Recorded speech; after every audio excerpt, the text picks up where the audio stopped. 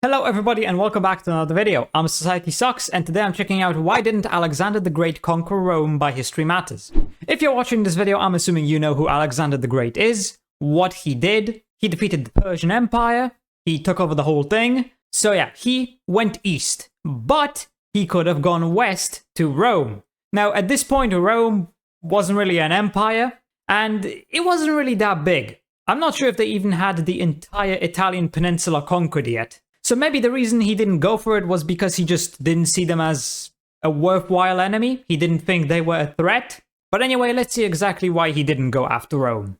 Alexander the Great is most famous for his conquests, and also naming cities after himself. But there was a lot of Alexandrians. Alexandrias. His empire building is why did he go east and never consider going west and say conquering Rome? So to begin, we have to look at Greece in the 4th century BC, which at this point was a mess of city-states, petty kingdoms and shifting alliances. To the north sat the kingdom of Macedon, which was ruled by Philip II. Philip had expanded his kingdom to the south, which was seen as a threat by Athens. The Athenians built an alliance to check Philip's growing power, and before long, war. Long story short, Macedonia won and subjugated the rest of Greece. Except for Sparta, that is, which was just there being difficult.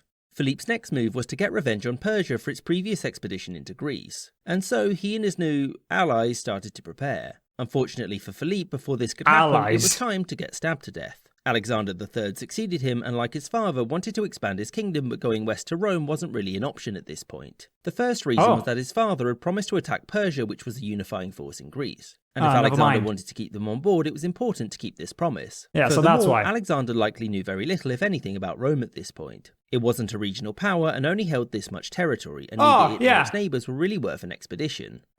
So yeah, like I thought, Rome at this point didn't even control the entire Italian peninsula.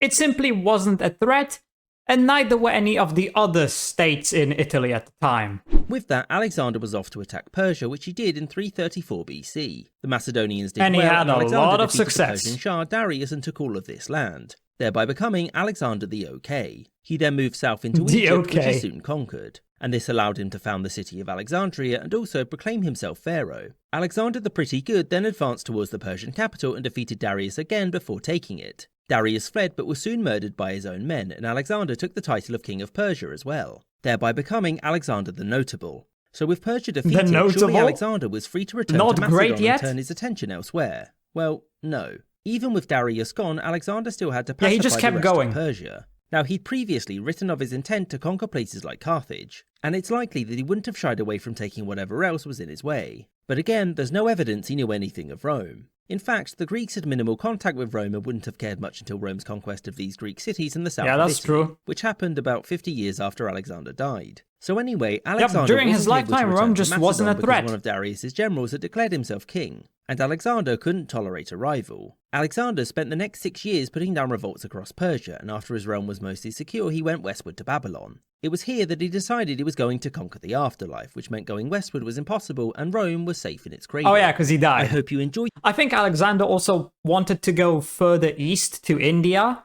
but his troops were like, no, we're going home. It's been like a decade.